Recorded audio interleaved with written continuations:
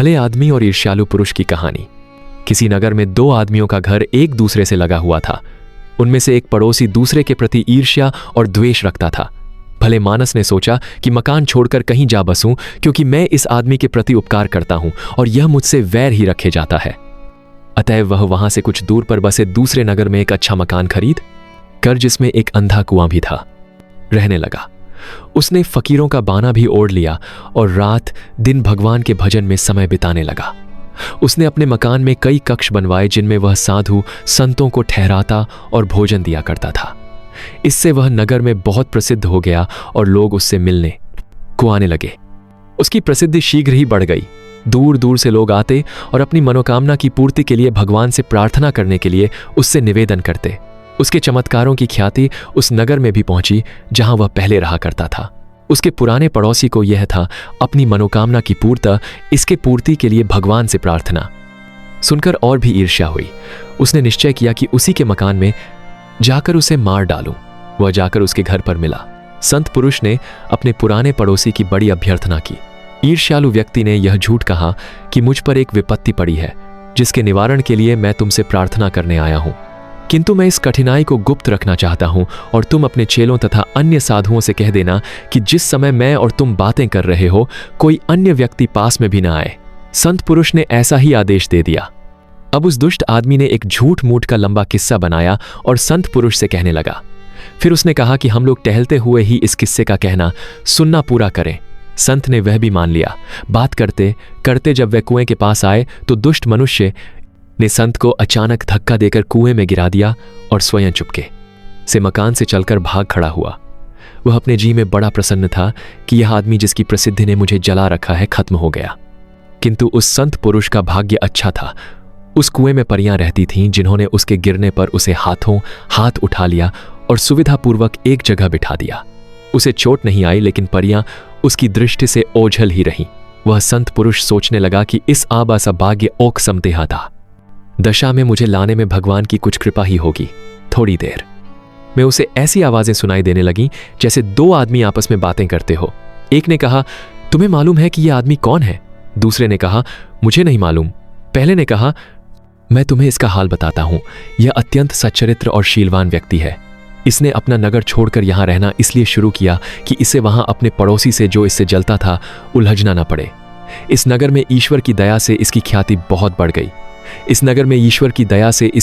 बहुत बढ़ गई।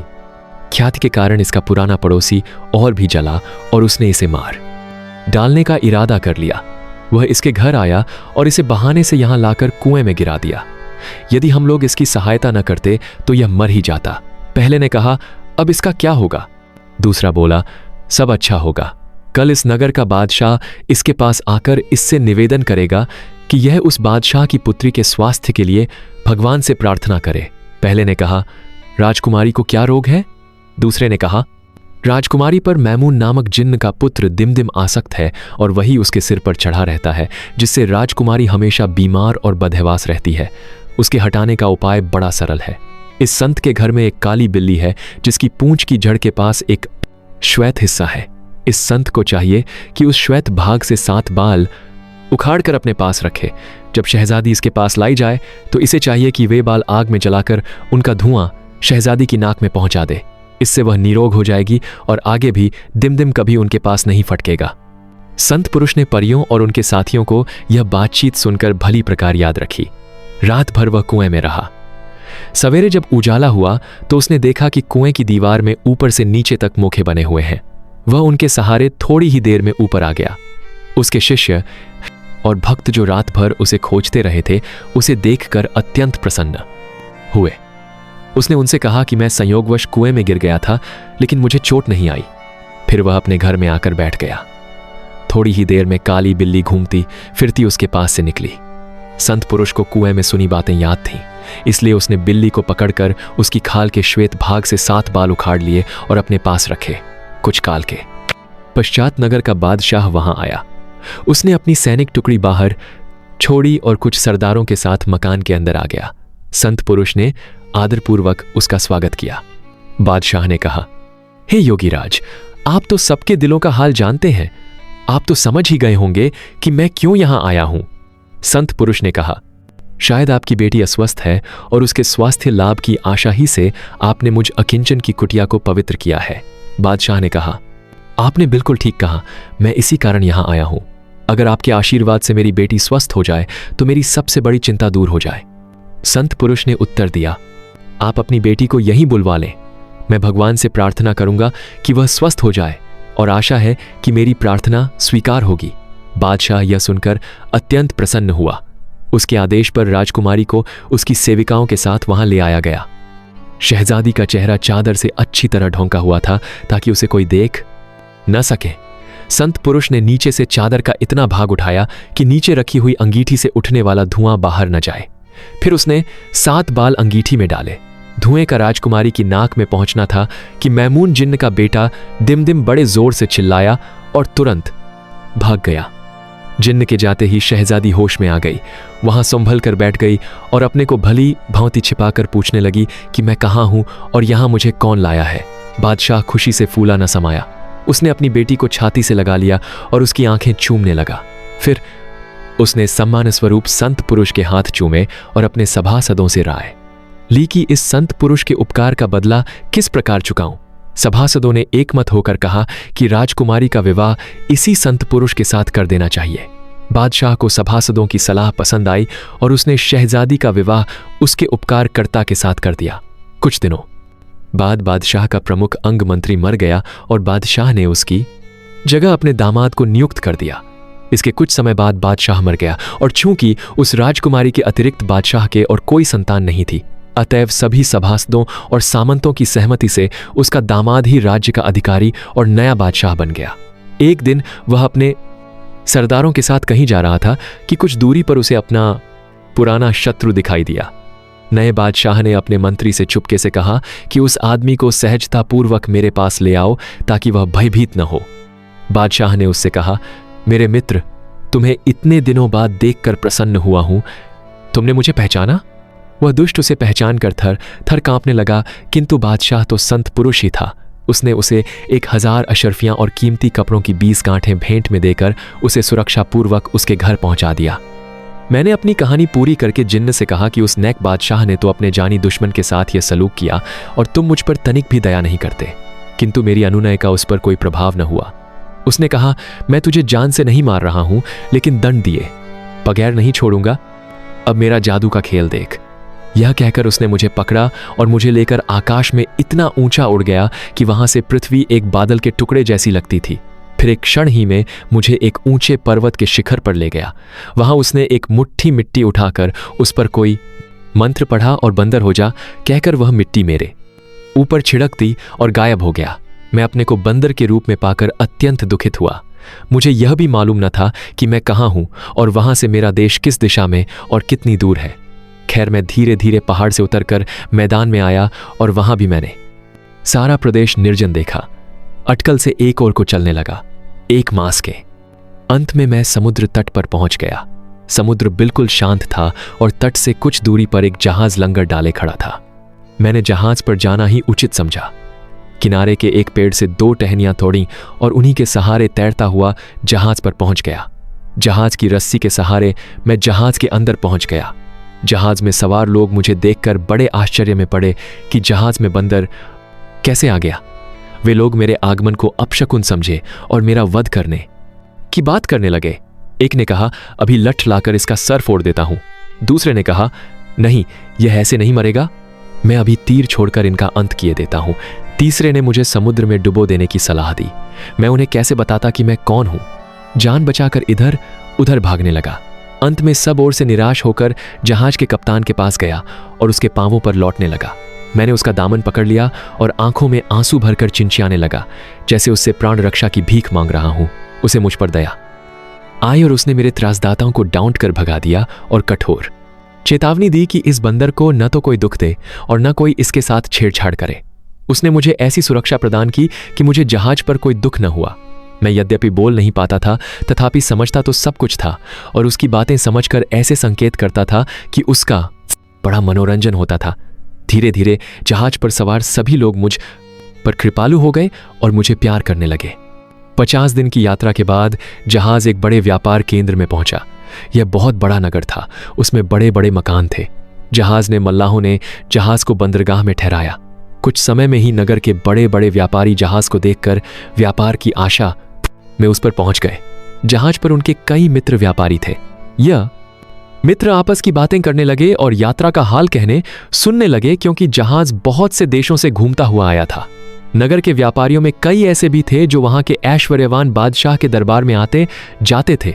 उन्होंने कहा कि हमारा बादशाह तुम्हारे जहाज के यहां आने से बड़ा प्रसन्न हुआ है।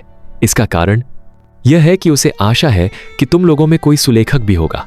बात यह है कि हमारा मंत्री हाल ही में मर गया है। वह अत्यंत निपुण सुलेख करता था। बादशाह गुणियों का बड़ा सम्मान करता है और चाहता है कि उस मंत्री जैसा सुलेखक उसे मिले। इसी चिंता में वह हमेशा रहता है। इसलिए उसने यह कागज भेजा है जिस पर सुलेखन के लिए रेखाएं खींची हैं। बादशाह चाहता है कि अगर कोई आदमी तुम में से काफी पढ़ा लिखा हो तो वह इस पर कुछ इबारत लिखे। उसने कसम खाई है कि वह उसी व्यक्ति को दिवंगत मंत्री का पद देगा जो उसकी भांति सुलेखन कर सकेगा। और अभी तक बहुत ढूंढने पर भी उसे अपने देश में कोई ऐसा गुणी व्यक्ति नहीं मिल पाया है।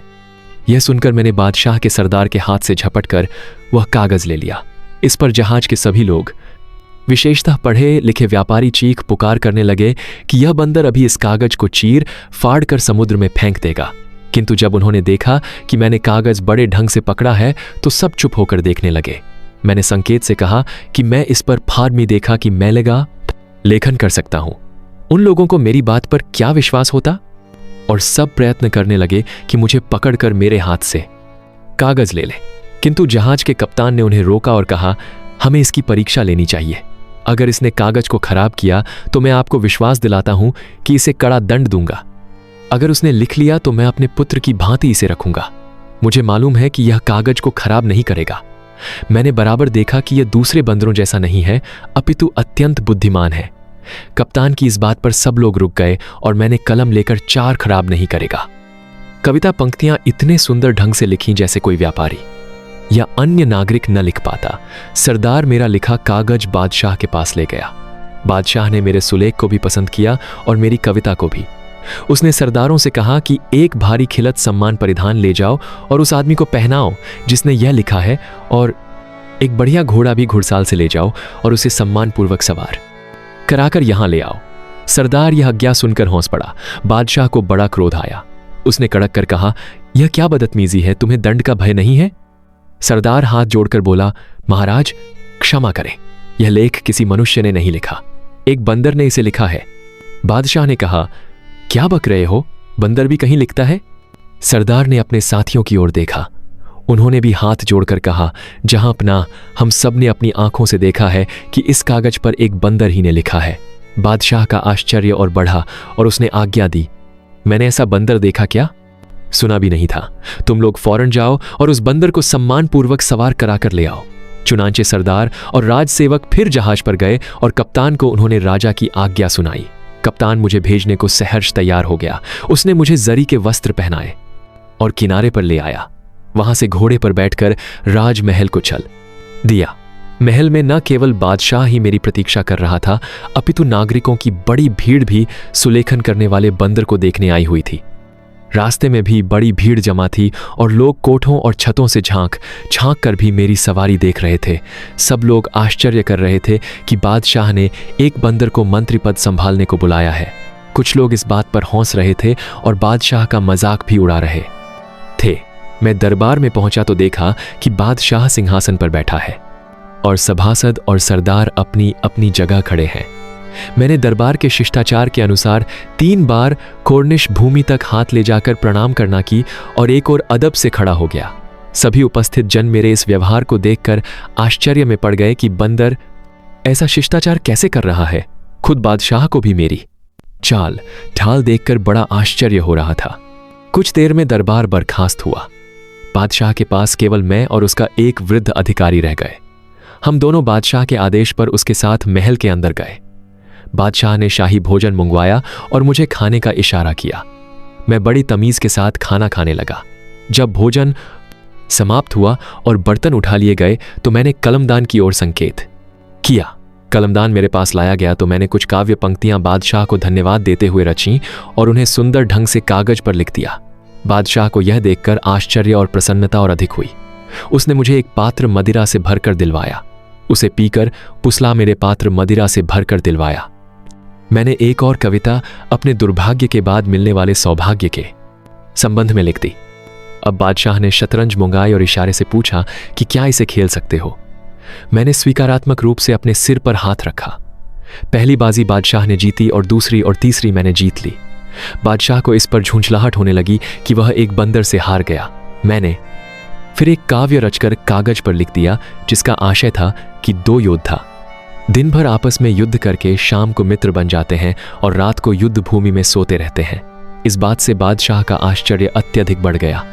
उसने सोचा कि ऐसा बंदर जो मनुष्य से बढ़कर बुद्धिमत्ता और हाजिर जवाबी प्रदर्शित करे कभी देखा सुना नहीं गया। उसने यह बात अपने सभासदों से कही तो उन्होंने उसका समर्थन किया। अब बादशाह ने चाहा कि मुझे अपनी रानी और अपनी पुत्री को भी दिखा दे। उसने खोजों के सरदार को आज्ञा दी कि आदमियों को हटाकर बेगम साहबा और शहजादी को यहां ले आओ। बेगम तो साधारण रूप से आई, लेकिन शहजादी ने जो मुंह खोले आई थी, मुझे देखकर नकाब डाल लिया और बाप से बिगड़कर बोली कि आपको क्या हो गया है कि अपरिचित पुरुष के सामने मुझे मुंह खोले हुए बुला लिया। बादशाह ने कहा, तुम्हारे होश हवास तो ठिकाने हैं? यहां कौन मर्द है सिवाय मेरे? और मैं तुम्हारा बाप हूं। मेरे सामने तो तुम्हें मुंह खोलकर आना चाहिए, और तुम हो कि खुद गलती पर हो और मुझे दोष देती हो। शहजादी ने हाथ जोड़कर कहा, अब्बा हुजूर, मेरी कोई गलती नहीं है। यह एक बड़े बादशाह का पुत्र है और जादू के कारण इस दशा को पहुंचा है। इब्लीस के देवते ने, जो एक शक्तिशाली जिन्न है, पहले आबनूस के द्वीप के बादशाह अबू तैमुरस की बेटी की हत्या कर दी, फिर इस शहजादे को अपने जादू से बंदर बना दिया। बादशाह को यह सुनकर बड़ा आश्चर्य हुआ। उसने मुझसे पूछा कि क्या यह बात ठीक है। मैंने सर पर हाथ रखकर इशारे से कहा कि शहजादी ने जो कुछ कहा है बिल्कुल ठीक कहा है। अब बादशाह ने शहजादी से पूछा कि तुम्हें यह सब किस्सा कैसे मालूम हुआ। उसने कहा, आपको याद होगा कि जब मेरा दूध छुड़ाया गया था तो मेरी देख रेख और पालन पोषण के लिए एक बुढ़िया रखी गई थी। वह जादू टोनों में पारंगत थी। उसने मुझे इस विद्या के 70 अंग सिखा दिए। अब मुझ में इतनी शक्ति है कि चाहूं तो आपका सारा देश उठाकर समुद्र में फेंक दूं। जो व्यक्ति जादू के जोर से मनुष्य के बजाय किसी अन्य जीव को देह धारण कर लेते हैं, मैं उन्हें तुरंत पहचान लेती हूं और मुझे यह भी मालूम हो जाता है कि किसके जादू से यह हुआ है। इसीलिए मैंने इसे पहली ही नजर में पहचान लिया कि यह बंदर नहीं है बल्कि राजकुमार है। बादशाह ने कहा, बेटी, तुम इतनी गुणी हो, यह मुझे मालूम ही नहीं था। लेकिन क्या तुम में इतनी शक्ति भी है कि इसे अपनी पहली देह में दोबारा पहुंचा दो? राजकुमारी ने, जिसका नाम मलिका हसन था, कहा, निःसंदेह मुझ में ऐसी शक्ति है। बादशाह ने कहा, अगर तुमने ऐसा किया तो मैं तुम्हारा बड़ा आभार मानूंगा और इस राजकुमार को अपना मंत्री बनाकर तुम्हारे साथ इसका विवाह कर दूंगा। शहजादी ने पिता की आज्ञा शिरोधार्य कर अपने सामान में से एक छड़ी मंगवाई, जिस पर हिब्रू और मिस्री भाषा में कुछ अक्षर खुदे थे। फिर उसने अपने पिता से कहा कि आप लोग कुछ दूरी पर सुरक्षापूर्वक बैठें। हम लोगों ने ऐसा किया तो शहजादी ने कक्ष की भूमि P.D. पाए पर छड़ी से एक बड़ा गोला खींचा और हिब्रू और मिस्री भाषाओं के कुछ मंत्र पढ़ने लगी। इसके पश्चात वह घेरे के अंदर चली गई और कुरान शरीफ की कुछ आयतों का पाठ आरंभ कर दिया। कुछ ही देर में घटाटोप अंधेरा छा गया। हमें मालूम हो रहा था जैसे प्रलय काल ही आ गया है। हम लोग क्षण प्रतिक्षण भयभीत होते जा रहे थे। इतने में हमने देखा कि इब्लीस का देवता जिन्न एक शेर के रूप में गरजता हुआ आ गया। शहजादी ने कहा, दुष्ट, तुझे चाहिए था कि मेरे बुलाने पर मेरे पास विनय पूर्वक आता। तेरी यह हिम्मत कि मुझे डराने को यह रूप रखकर आया है। शेर बोला, मनुष्यों और जिन्नों में समझौता हुआ था कि एक दूसरे के मामलों में दखल न देंगे। तूने उस समझौते को तोड़ा है। शहजादी बोली, तूने पहले वह समझौता तोड़ा है। शेर ने गरज के कहा कि तेरी इस गुस्ताखी का मजा चखाता हूं जो तूने मुझे यहां आने की तकलीफ देकर की है। यह कहकर वह मुंह फाड़कर शहजादी की ओर झपटा। वह होशियार थी, उछलकर पीछे हट गई और अपने सिर से एक बाल उखाड़ा और उसे मंत्र करके फेंक दिया। वह बाल तलवार बन गया और उसने शेर के धड़ के 2 टुकड़े कर दिए, लेकिन यह टुकड़े गायब हो गए और सिर्फ सिर रह गया जो बिच्छू बन गया। अब शहजादी ने सांप का रूप धारण किया और उस पर टूट पड़ी। बिच्छू थोड़ी ही देर में घबराकर पक्षी बन गया और आसमान में उड़ गया। शहजादी भी उकाब बनकर उसके पीछे पड़ गई। उड़ते उड़ते दोनों हमारी दृष्टि से छुप गए। कुछ ही देर में हमारे सामने की भूमि फट गई और उसमें से 2 बिल्लियां लड़ती हुई निकलीं। एक काली थी, दूसरी सफेद। कुछ देर तक वह दुम खड़ी करके चीखती रही। फिर काली बिल्ली भेड़िया बनकर सफेद बिल्ली पर झटपटी। सफेद बिल्ली कोई उपाय न देखकर कीड़ा बन गई और तुरंत एक पेड़ पर चढ़कर उसमें लटके अनार के अंदर घुस गई। वह अनार बढ़ने लगा और बढ़ते बढ़ते एक घड़े का आकार का हो गया। फिर वह पेड़ से अलग हो गया और हवा में इधर उधर लहराने लगा। कुछ देर में वह अनार जमीन पर गिरकर फट गया और उसके टुकड़े इधर उधर बिखर गए। उसमें से सैकड़ों दाने पृथ्वी पर गिरकर फैल गए। अब वह भेड़िया तुरंत एक मुर्गा बन गया और उसने अनार के बिखरे हुए दानों को जल्दी जल्दी चुनना शुरू कर दिया। जब वह सारे दाने खा चुका तो हम लोगों के पास आया और जोर से बौंग देने लगा, जैसे पूछता हो कि कोई दाना रह तो नहीं गया। वह स्वयं भी इधर उधर दौड़कर देखने लगा। एक दाना नहर के किनारे पड़ा था।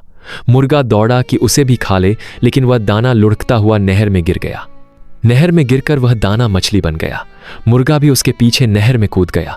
कुछ देर तक दोनों आंखों से ओझल रहे। फिर बड़े जोर की चीख पुकार हुई, जिससे हम लोग बहुत डर गए।